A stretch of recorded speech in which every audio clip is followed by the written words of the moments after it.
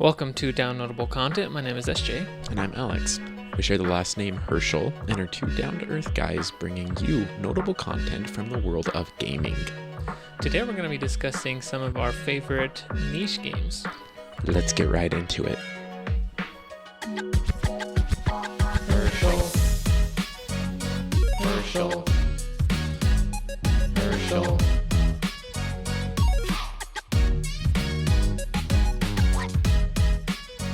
All right, Alex, how are you? You know, I'm doing all right. I got a couple stories to tell before we get into our topic for today. But before that, how are you doing? I'm good. Yeah?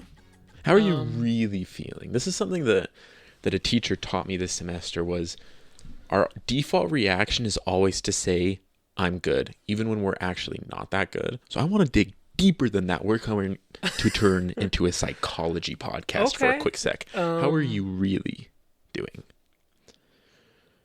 I'm feeling a little overwhelmed. Yeah. There's a lot going on this week.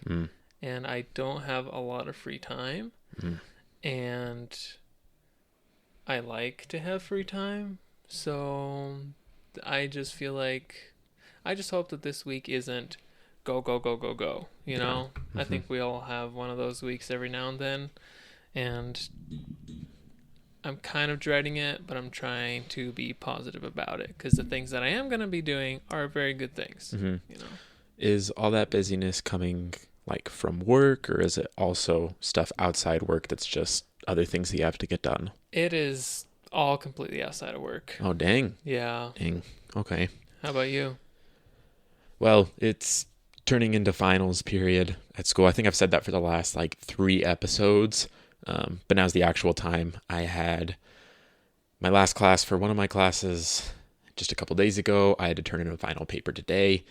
And over the next week, I've got another project and then 3 more tests to do by a week from this time of recording. So it'll be interesting. But this Thursday, me and my family and my fiance are taking a little weekend trip to go see my big sister graduate. So now, I don't know that we have talked about the fact that you even have a fiance on the podcast. Have we? Maybe we have mentioned it. So I mentioned it last episode that I did get engaged, and actually, it turned out that some of our most loyal listeners are our cousins. And so some of those cousins were watching this episode and, they got excited to hear that I'd been engaged and they had told their parents. And then I got a little called out because I am kind of, I felt like a failure of a nephew this week, just because I have failed to directly communicate with some of my family members who I love very much. I'm not, excusing what I did, and I'm not trying to make it seem like I don't care about them, because I do.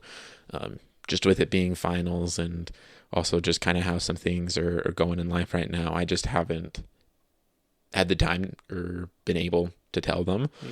So some people did find out that way, but from the podcast, from the podcast. So sorry if that's the case, guys.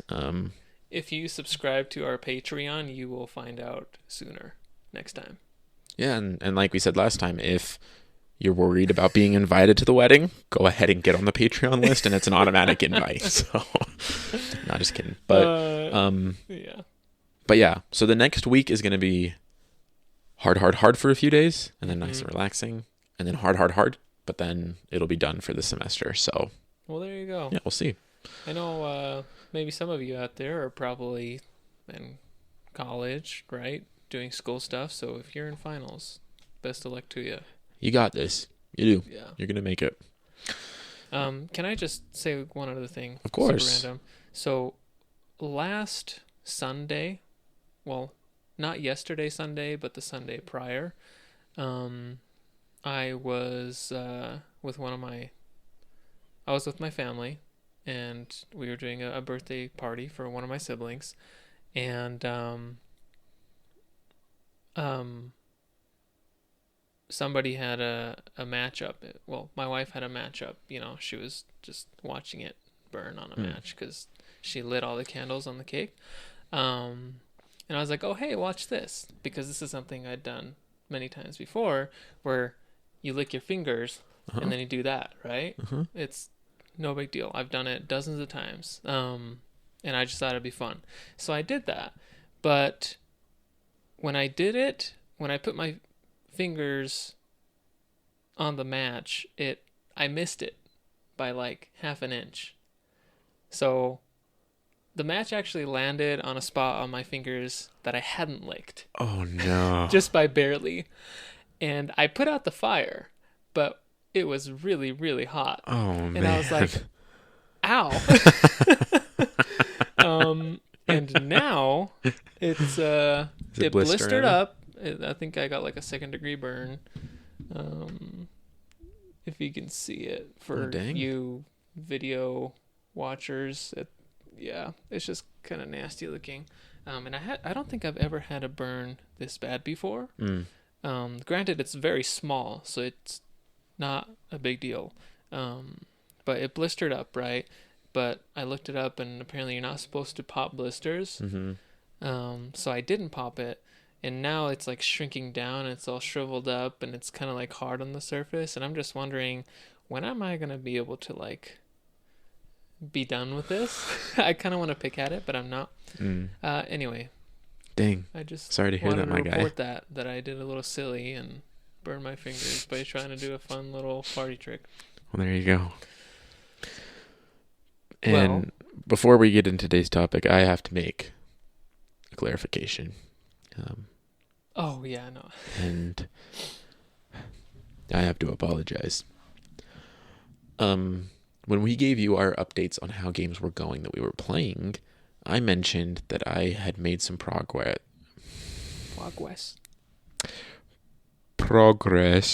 on Eastward, and that the chapter that I had played was kind of a misstep. It's this chapter about monkeys making a movie, random one, right? Super random, and I kind of was harsh on it.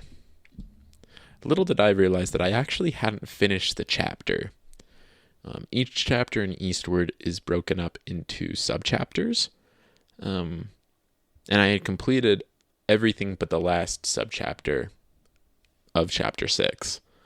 And don't get me wrong, chapter 6 is still this very weird, tonally strange thing.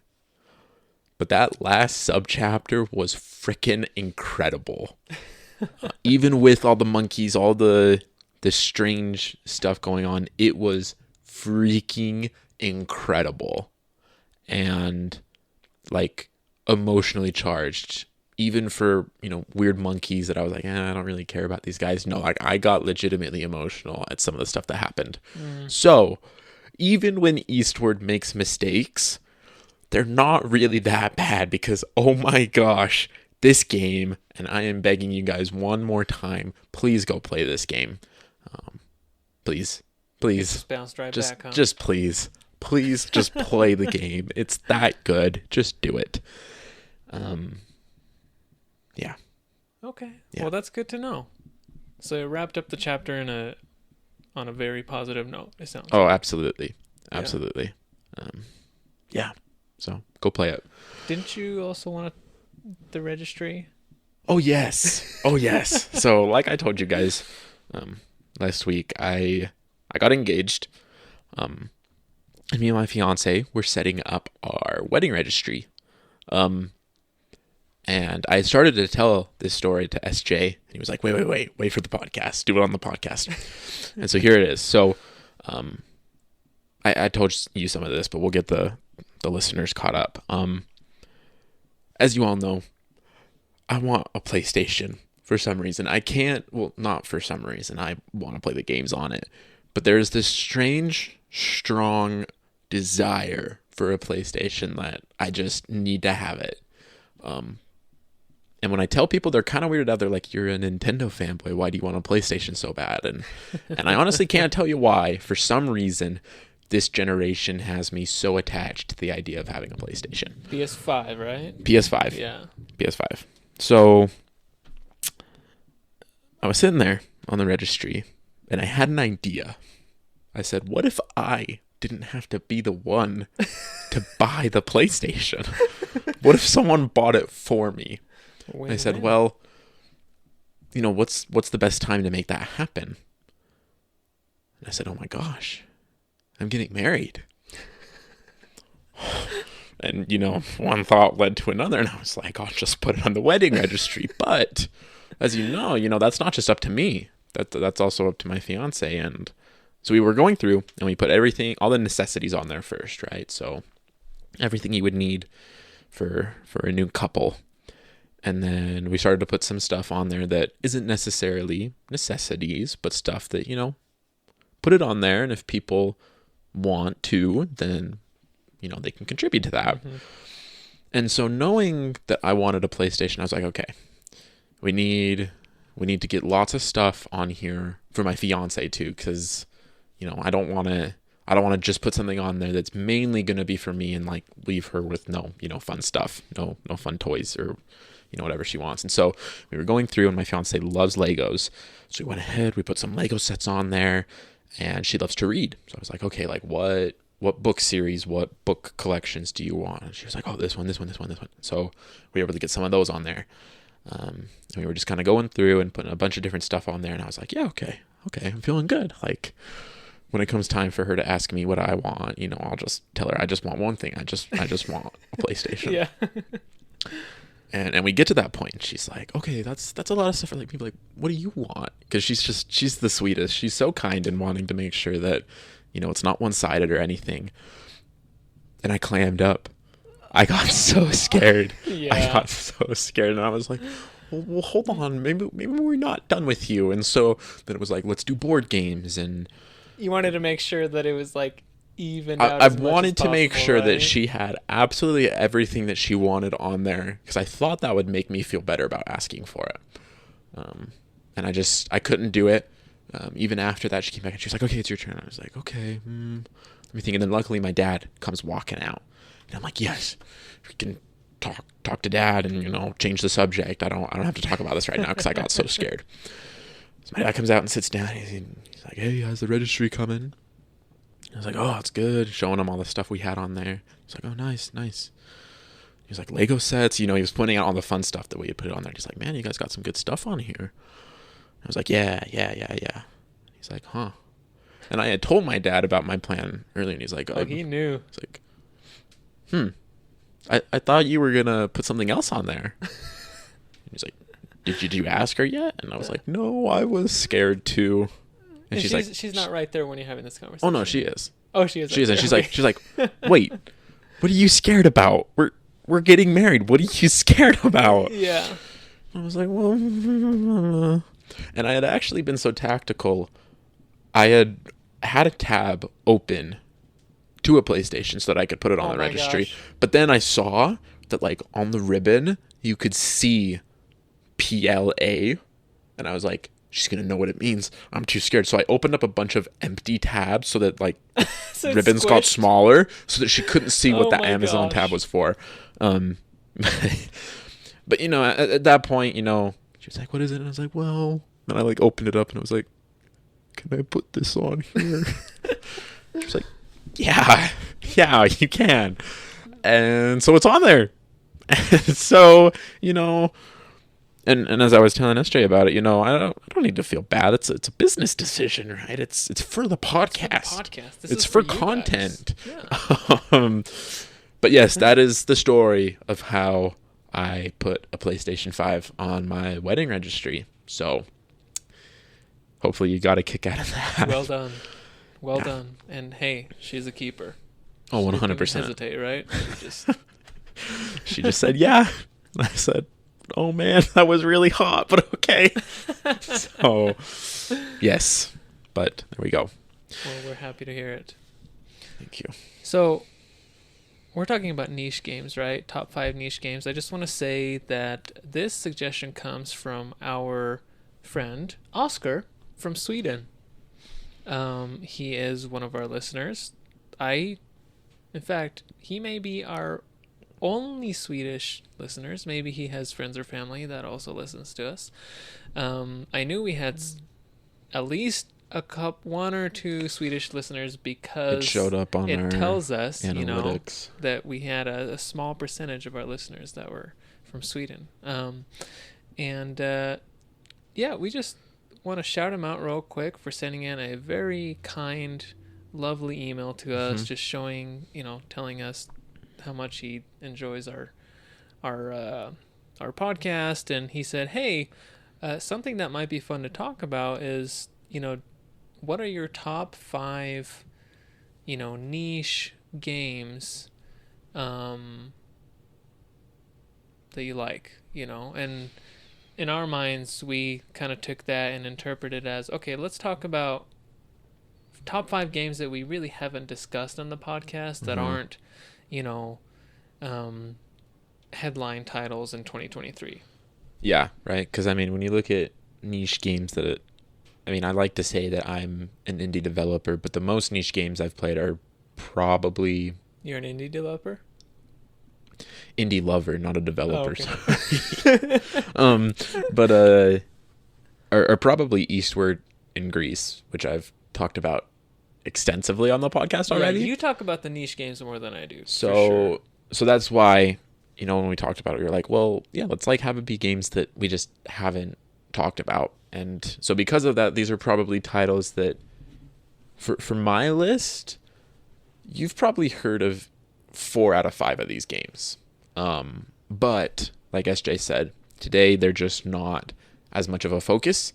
And so hopefully you guys will enjoy this, and we're just going to start. We're going to alternate, and we'll just each go through 5 games. We don't know the other person's list. We try to do that a lot, where when we do these types of videos, we don't know what the other's going to talk about. So we'll see where we go, and I'll go ahead and let you start. Okay. And these aren't necessarily in a particular order, at least for me. There's one that I know is my favorite among these 5. You want to do that one last? Yeah. Because I have mine in a ranking order. Cool. So if you just want to do that last, then. My first one, and I don't know if this counts. I think I've brought it up on the podcast before. But I think a lot of our younger listeners probably haven't played this game, and that's Pokemon Stadium on the N64. Especially the second one. I think it's just called Pokemon Stadium 2. It's just really, really fun.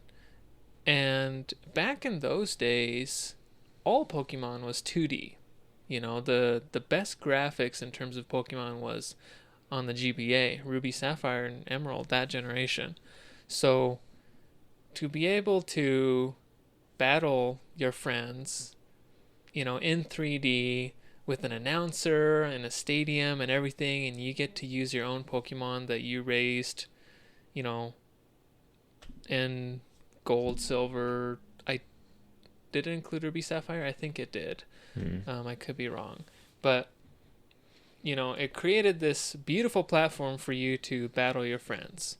And it was super, super exciting. And just having today's technology now, where you can just play over Wi-Fi with any of your friends all over the world, it may not sound amazing, but realize this, think about it in the context of the only way you can trade with your friends is if you're in the same room and you link up using a cable. So to be able to put that on the big screen on the TV and battle each other was a lot of fun. Not to mention the cute, tiny, the little mini games that were in those. So much fun. Yeah, I just had a lot of fun with that. So that's my first one. There you go. My first one is Animal Crossing. And I know that Animal Crossing kind of blew up in 2020, right as the pandemic was starting, because that's when the newest one came out. And so I'm going to specifically talk about the one before that, New Leaf on the 3DS, because there's one specific aspect of that game that I poured way too many hours into. After you start your town, you gain access to this island that you access by going on a boat. And that's where my love for this game began, because your little boat driver is named Cap'n. And when you're heading over, he sings you little pirate seaward songs. And then you get on the island, and you just collect a bunch of stuff. You make a bunch of money. You can swim around. You can fish. And when you're fishing there, for some reason, you have much better odds of getting rare fish. And I feel like Animal Crossing is still kind of a niche game, because if you were to explain it to like 70% of gamers, like they would just kind of be like, why would I want to play boring. that? Yeah, it sounds super boring. Yeah. But there's something about it that's just so fun. And yep. for the right person, it just hits that sweet spot. And so I put a lot of time into New Leaf. And when New Horizons came out, a lot of time into that game as well. I know a lot of people that aren't traditional, quote unquote gamers that bought a Switch just to play Animal Crossing. Yeah.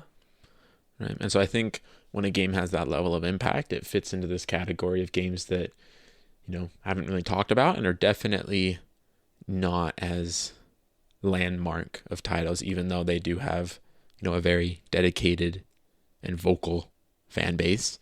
But yeah, Animal Crossing is lots of fun. I agree.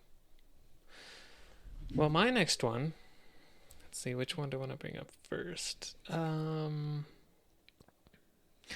Okay, let's go to the GameCube era. Kirby's Air Ride. You've played that? Kirby's Air Ride. I can't remember. That's the one where he rides around, right? It's like a racing game. Yeah, he races on stars and all these like ships and stuff. You don't remember if you played it? No. You would have been very little now that I think about it when that came out. We definitely did not own it. Okay. But I'm not sure if it's something that... Okay.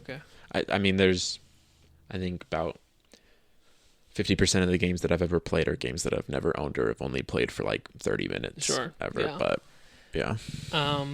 Kirby's Air Ride, if you haven't played it, it's a Kirby racing game. And to my knowledge, it is the only Kirby racing game. And there's one mode in particular that is really, really fun. And I think it's called City Trial or City Run or something like that. Basically, there's this, especially back in its day, pretty big city that was created for this game. And basically when this game mode starts, you would start on the regular just the normal looking star was like your ride, and then you start out and you're able to find different rides throughout the city, and there's all sorts of rails and underground pathways and little secret areas, and there's events that take place like during this game mode. And so you can find different ships. You can even find parts for like a legendary ship and try to build that, but you have a clock ticking down, and I think it's usually like 7 minutes, 10 minutes or something. And there's these boxes that you can break, and it has power-ups inside. Some might make your traction better, some might make your attack power better, others will make you faster. And the idea is to, during this 5-10 minutes, you want to find the ride that you want, and you want to try to spec it out as much as you can, find all these power-ups. And you can also interact with the other riders throughout the city, so you can go after them and attack them and break their ride or something. So there's a lot of different ways that you can tackle it. And once the time is up, then you'll have one race that you will do with that ride that you spec'd out. And it was just a lot of fun. And there's also a game mode where you can just mess around in the city for an indefinite amount of time. And my sister and I would play that mode for hours and hours on end, because there would be this one parking spot where it has all the rides. And we would like pretend that one particular spot in the city was like our house, right? Be like, okay, your house is over there, my house is over here, let's take turns like picking which ride we want, and then we can move them over. And we'd like pretend to cook food and go to each other's houses and stuff. And just a lot of really good memories of that game. Good stuff. Yeah. My next one is a game from the GBA. Donald Duck Advance. My God. I didn't even know that was a game. Donald Duck Advance. We love Donald around here. We do love Donald Duck. And this game is just a little side-scrolling platformer starring Donald Duck. And he goes around and he collects stars and he beats up bad guys. And as a lifelong Donald Duck fan, I don't remember much about ever progressing too far in this game. Because when I played it, I was very young. And so I don't remember a ton of what happens. But I do remember thinking that it was so cool that I could be Donald Duck in a video game. That's all that matters. That's it. That's it. That's the whole game. That's the whole game. That's all you need. Because if you have Donald Duck in a video game that you get to control, then... Do you remember... So it's like a side scroller, right? Mm-hmm. Was it kind of like a platformer, like a Mario type of style? How does he beat up enemies? Do you remember? Couldn't tell you. Okay. I feel like he just jumps on them, but I couldn't tell you. Okay. Well, that's very cool. I did not know that game existed. It's fantastic. Check it out. Let me go with this. This is kind of a curveball. I don't know if this counts, but technically, it is a game. What? It's about this big. Fits in your pocket. Is it a Tamagotchi? Kind of. Pocket Pikachu. Pocket Pikachu. Oh my gosh. Pocket Pikachu. So, the first time I was introduced to Pocket Pikachu was when I was living with my dad in Japan at his apartment. And he got a Pocket Pikachu. Understandably, who wouldn't want one? Those things were kind of like booming back in the day. And it was just really cute because I think, and I'm really just trying to remember what the actual gameplay was, because I personally have never actually owned one. It was just my dad that had one, and I just lusted after it. As you like, it's a what do you call those things that count your steps? Not a speedometer, but a pedometer. I think. It was a pedometer, so it would count your steps, and as you walk and do your daily things with Pikachu, it makes him happier. You take care of him, you feed him and stuff. And I think the thing only has like 3 or 4 buttons on it. Very, very simple, but very, very cool and very adorable. That you could take Pikachu, our favorite Pokemon character, and it's like you have a personal connection with him, And I asked my dad countless times if I could have it. I just wanted it so bad. And he just shot me down mercilessly every single time. He's like, nope. He let me see it every now and then. I could take a look, but I could never have it. I don't think he still has that. I wish he did. I bet those things are fairly expensive now that I think about it. Probably. But yeah, it was cute. I still want one. If any of you out there have one, a Pocket Pikachu, please let me know.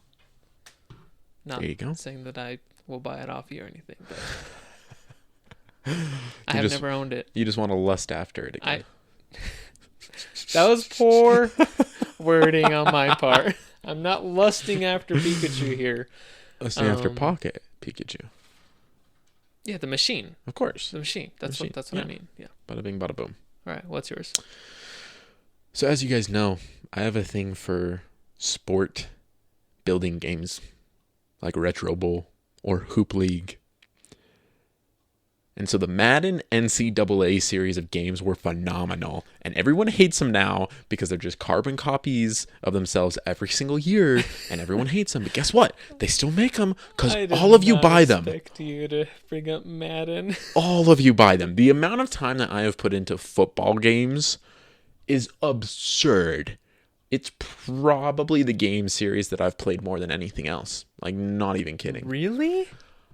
Every single time fall came around and football season was on, those were the games I was playing. Yeah. I have played probably close to 30 seasons worth of football on NCAA alone, not including all the large amount of time that I've also put into Madden. So everyone hates on them. And here's the thing, they're still like record-breaking game series. They still make a load of money, but none of y'all like them anymore. But yet they're still around. Because at the end of the day, people are buying them. At the end of the day, being able to put yourself into professional sports settings is sick. That is, and it is so fun. And at the end, I gotta ask you though. So, I have never played Madden or really any sports game for that matter, primarily because I guess it just never piqued my interest. You know, I enjoy watching sports, but how is the actual gameplay? Like, is it executed well?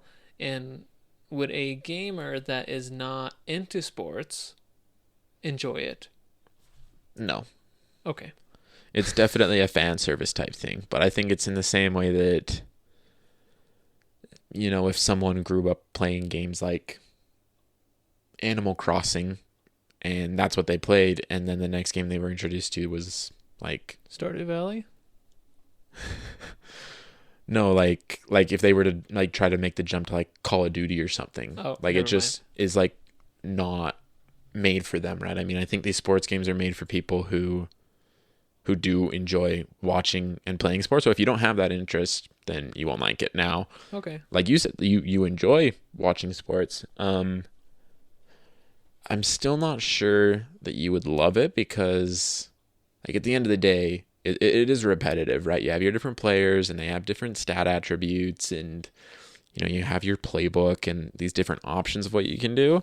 But I mean, it is a fairly repetitive thing. But I mean, the last Madden that I owned that my dad owned was Madden 13. So we're like 10 years ago.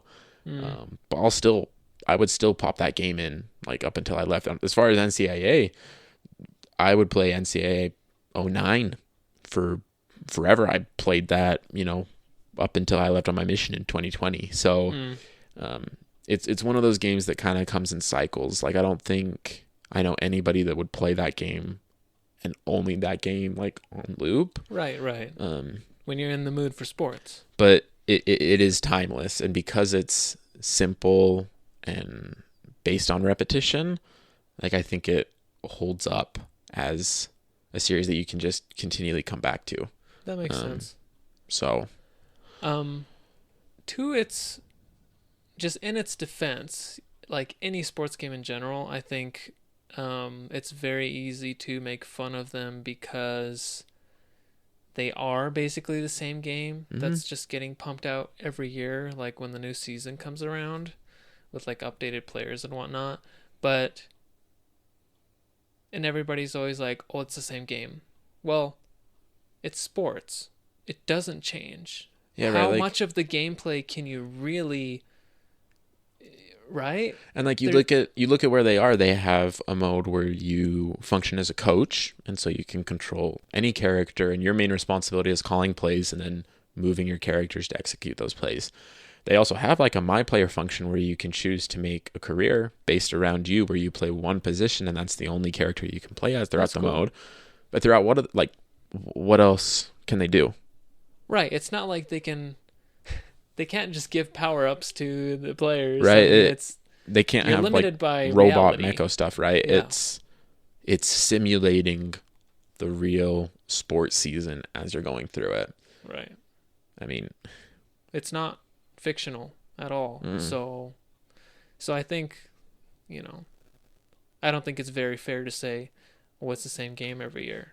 Well, yeah, it is. I don't think they're pretending that it's not. No, and it totally isn't. I mean, like I said, like I haven't bought a new, you know, football game in 10 plus years. And And so if you don't care about having those upgraded rosters, Right. you don't have to buy another one. Just keep going with what you have and you're fine.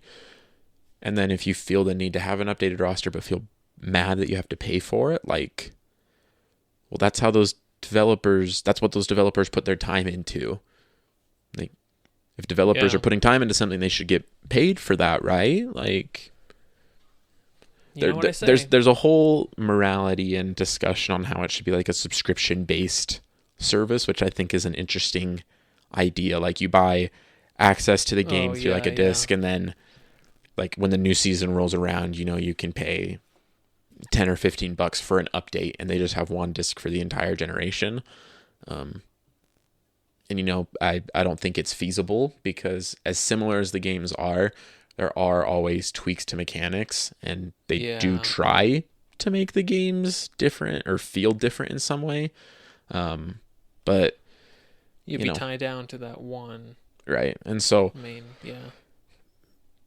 Madden football games are fun. I grew up playing football, and it was always a way to enjoy some of the realities of what I couldn't accomplish on the field myself. And it was awesome.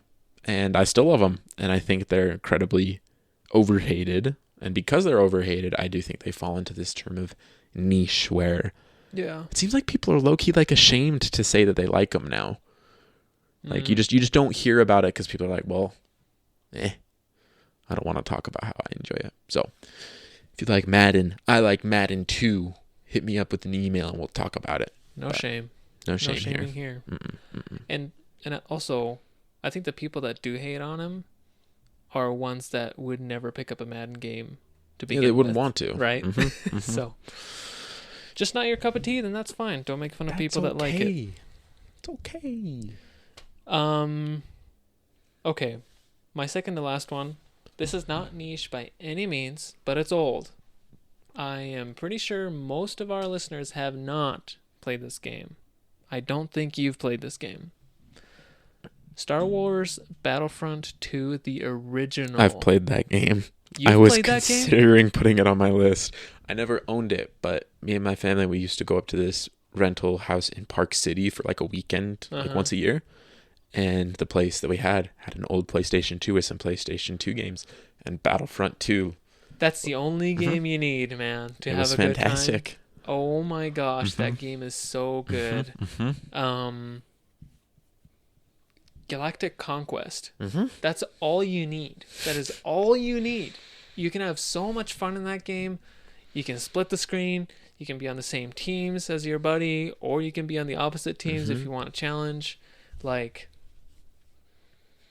I still don't know. Well,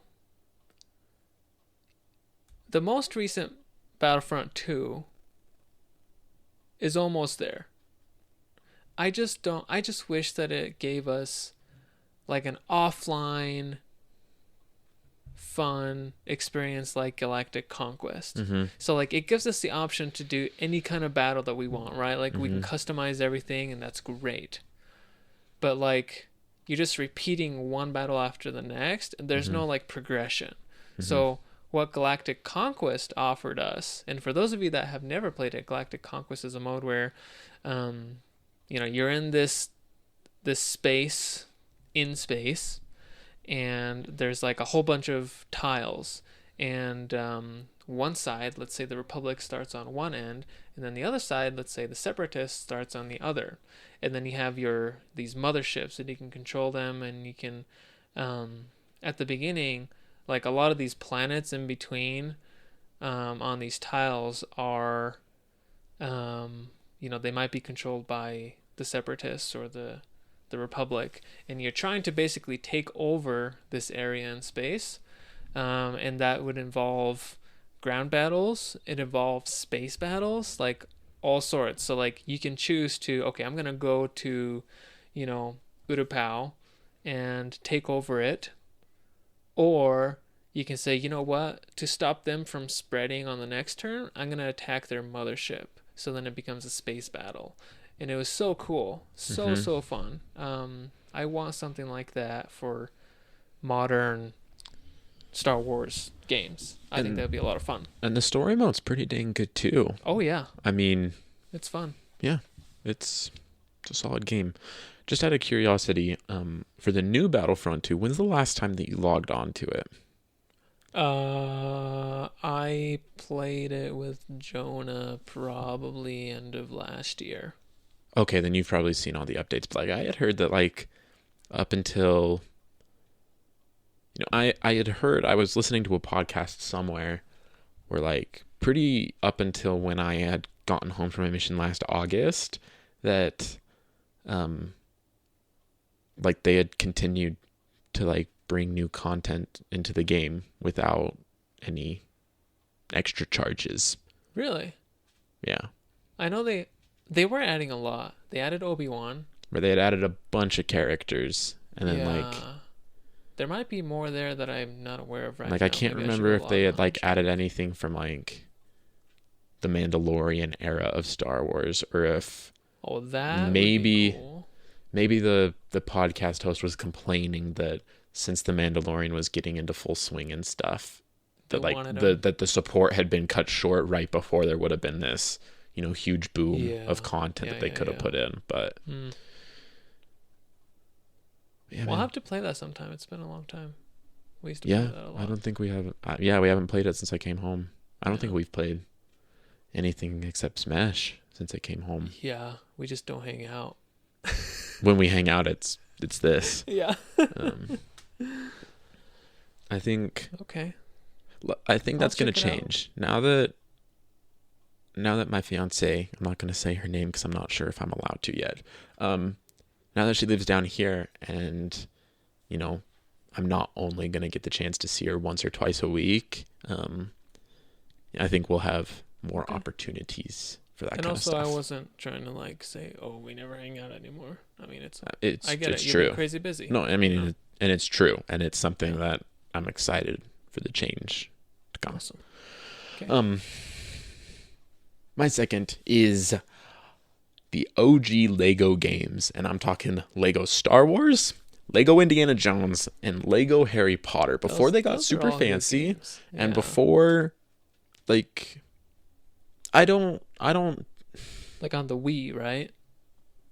Yeah, like we always had them on the Xbox, but like that generation, the Xbox 360, Wii, and PlayStation 3 time, because now there are so many Lego games, and I'm not going to try to say that I have played them all, and I don't even know how good most of them are, because there's so many of them. Like, I haven't been able to keep up on it and make my own opinion about any of them. And I feel like Lego Star Wars is one of those things that has kind of stuck around, because there have been new Star Wars movies, and so they had the Skywalker saga for the Lego games that they brought out a little bit ago. It's really fun. And so I think that one's kind of stuck around. But like Lego Indiana Jones, man. Yeah.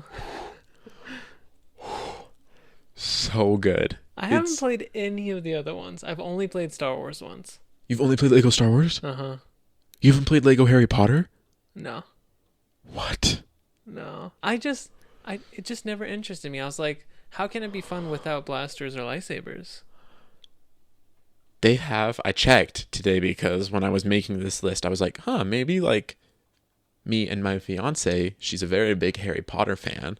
And I was like, maybe, and she's a Lego fan. So I was like, maybe I'll get, I'll just check to see like what options we have. Yeah. And on Amazon, they have, so usually Lego Harry Potter was split up into years 1 through 4 and then 5 through 7. Okay. I didn't play much of 5 through 7 because we didn't have that.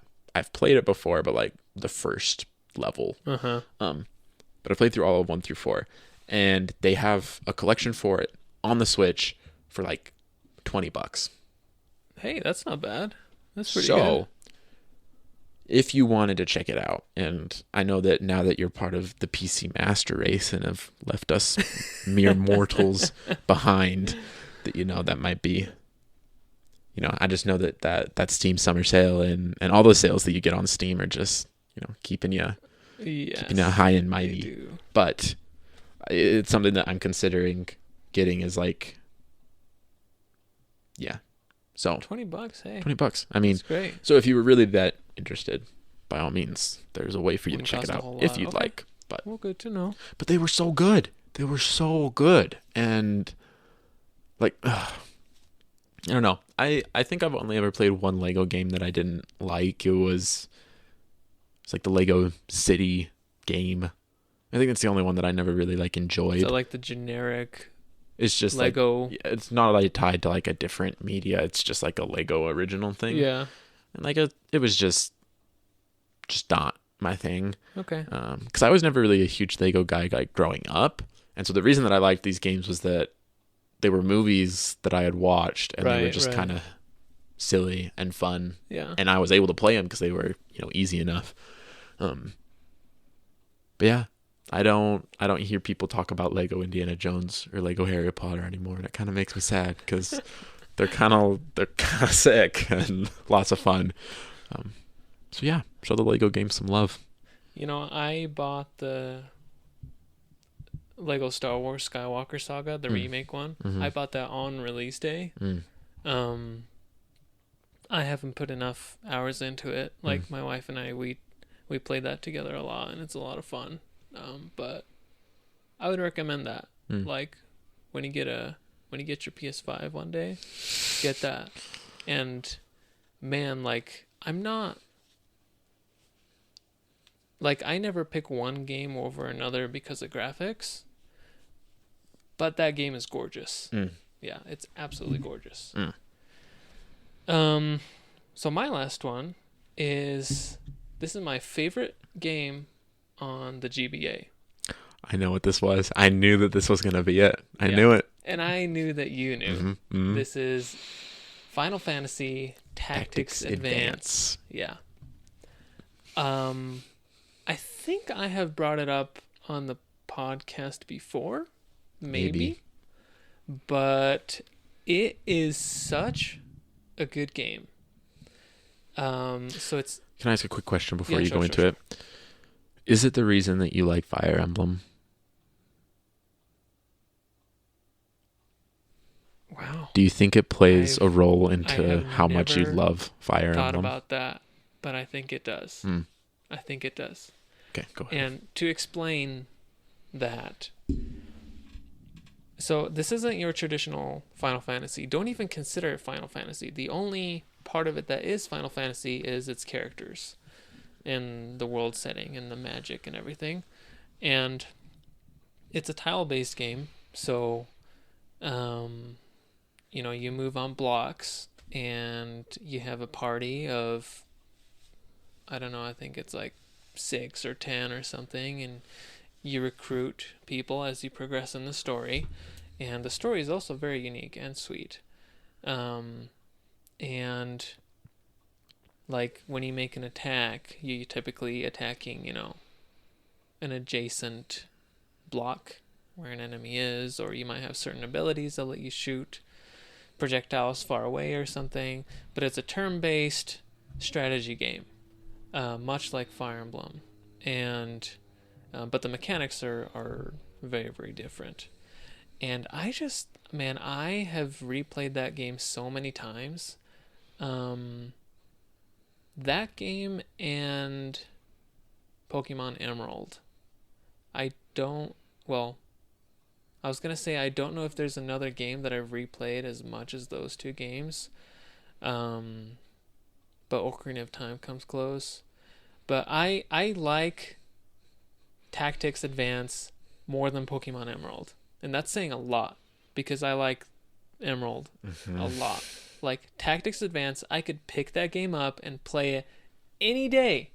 Absolutely any day. In fact, now that I'm talking about this, you want to go play it? I kind of want to play it. Bro, here's the real question. You're going to end up playing it, and is it going to sweep your game of the year this year? Oh my gosh. Is it just going to win out everything? I wouldn't blame you. Tears of the Kingdom, though. But who knows? I don't know. So,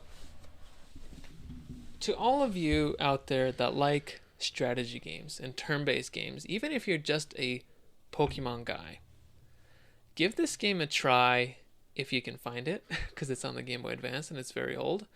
But it's very fun, and it's like, it's not very easy, I will say that.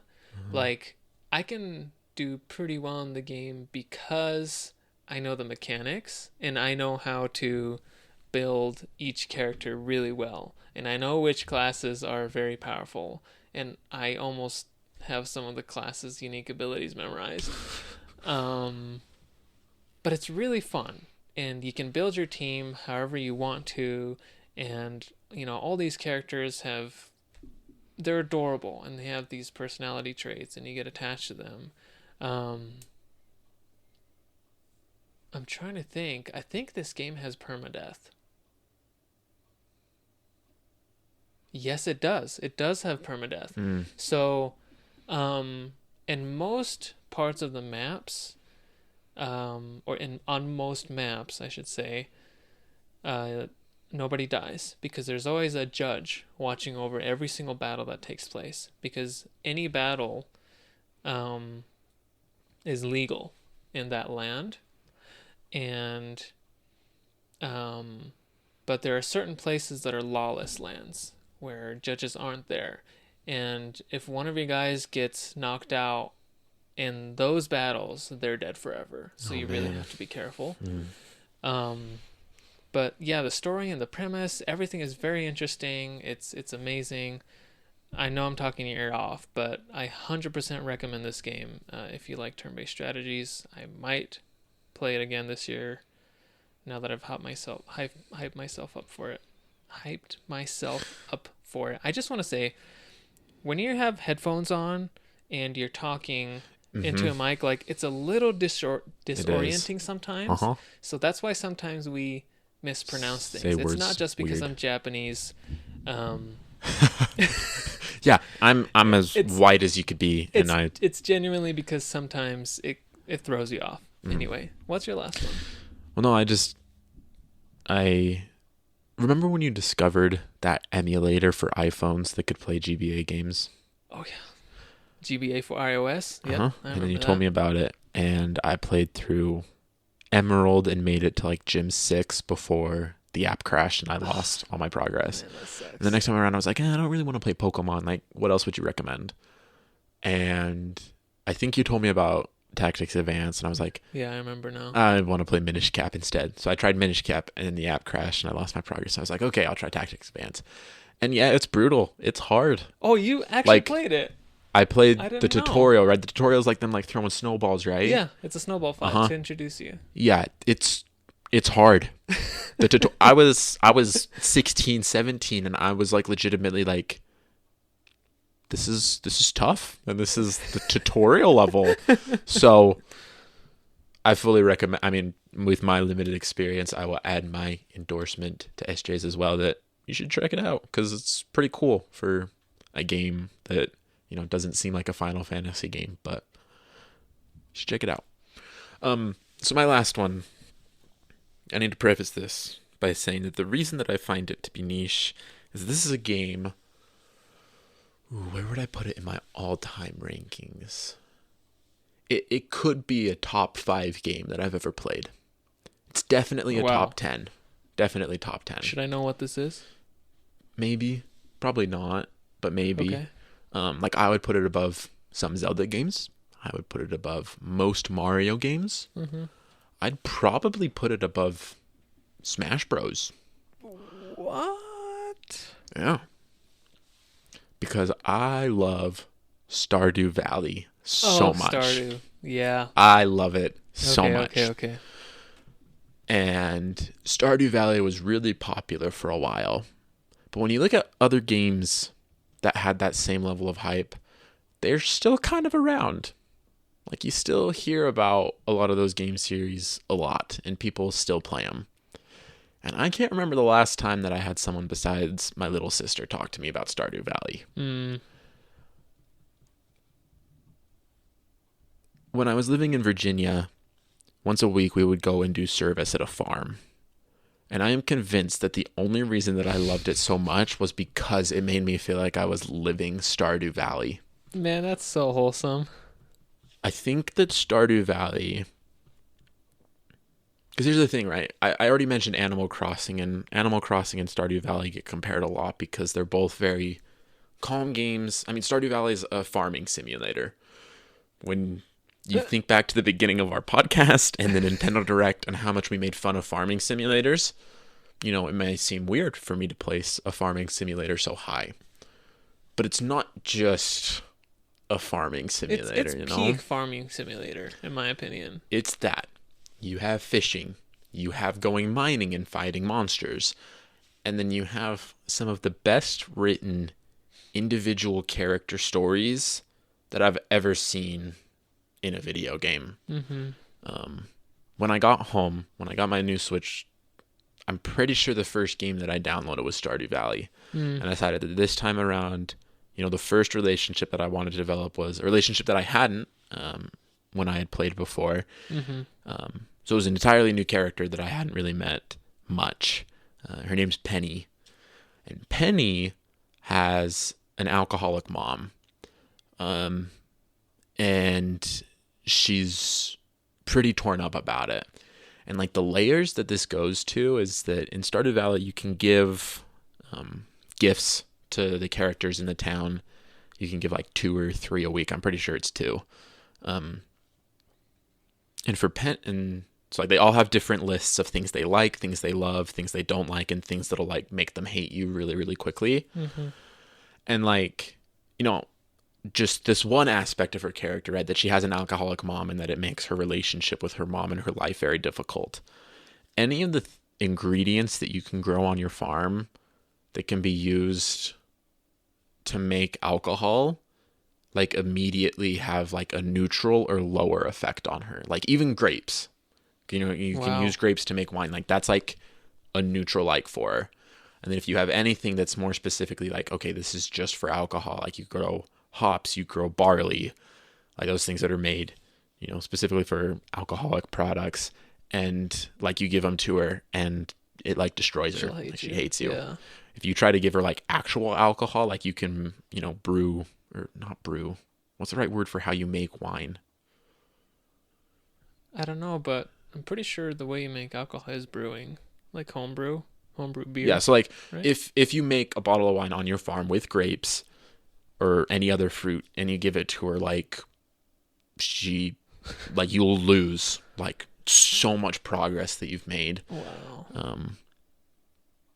And so it's just that like layer, and they do that for everybody. Like all those characters that you interact with, like as you learn about their backstory, you see like, oh, well, they didn't really like it, or they got really mad at me when I gave them this. And there's like always a reason for it. It's not just random. Yeah. So it's just super layered. The music's fantastic. Music is so good. The gameplay seems repetitive, but it's one of those games where it's such a satisfying loop of, okay, I'm going to go work on my farm. I'm going to make sure my crops are taken care of. I'm going to go check on my animals and make sure they're fed and have been petted and feel loved. And then after that, it's like, okay, maybe I'll go talk to this person, or maybe I'll go to the mines today. Maybe I'll go down to the beach. Oh, wait, I need to get this in order to build this. So I need to go to the woods and chop down some trees.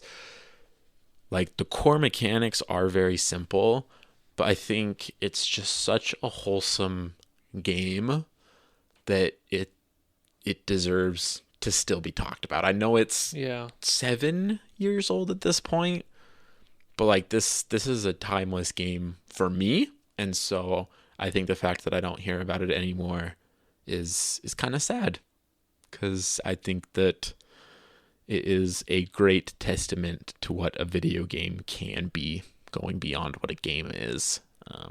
And that game has had tremendous support from the developer for many, many years. Mm-hmm. I mean, I heard about, like, I think it was a couple of years ago when, like, co-op got added. Mm-hmm. So you could start a farm together with a friend and work on it together concurrently, like on the couch and stuff like that.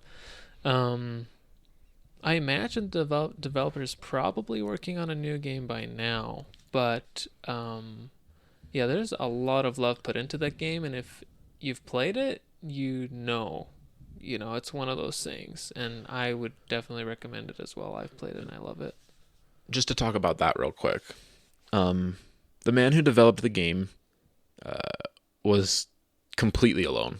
So he programmed every line of code, animated every pixel, wrote every bit of music, performed every bit of music, and everything, right? Yeah, he did it all on his own. It's incredible. And I think he's said that he, like, you know, he praises other people for their input, but at the end of the day, like, it was him, right? Mm-hmm. And so he worked on it for 4 years and then released it. And then in those years since, it wasn't until 5 years later that he announced that his new game was coming. And so for those 5 years, he continued to put content into the game, right? Continue to update it. And he ported it to like every single platform. Everything you could think of. You can get it on like your phones. You can get it on, I mean, everything. And now he's got this new game that's being developed. It doesn't have a release date yet, which I'm okay with because he's proven that he deserves, you know, however much time he needs. Yep. But even after with working on that game, he hasn't abandoned this other project, because after that, he worked with a musical artist that I'm not going to he's Japanese. Let's see. Norihiko Hibino. Yeah, Hibino Norihiko. Who plays the saxophone. And they took the Stardew Valley soundtrack and made it into a sleep album. So it's like very relaxing, very jazzy, and just... Wait, is that out? Uh-huh. Yeah. I want to look that up now. And so this isn't just a game because the person who made it like hasn't left it behind, right? Other games that happens, and that's natural. You know, I don't think that's something that needs to be criticized, that a game's put out and then nothing else is put into it. Because if it's a complete product, then that's fine. That's not a problem. But I think this is also something that should be praised, is that, you know, after how much work he put into it, like, he continues to refine it. Mm-hmm. And even though there's, you know, not crazy new content anymore, you know, like I said, it goes beyond what a game is. And it needs to be remembered as such. Really, criminally cheap too. Oh yeah. For what it is. Oh yeah. I mean, I've seen it on sale for $4.99 countless times. Mm-hmm. Yeah. I mean, full recommend. I've put probably, I mean, even just since coming home, I've put at least 10 hours into it, and now like I'm legitimately like, you know, maybe I don't play Eastward for a second. Maybe I just play Stardew Valley, which I'm not going to do because I promised y'all I would have Eastward done. So I'm going to do it. But like, go play it.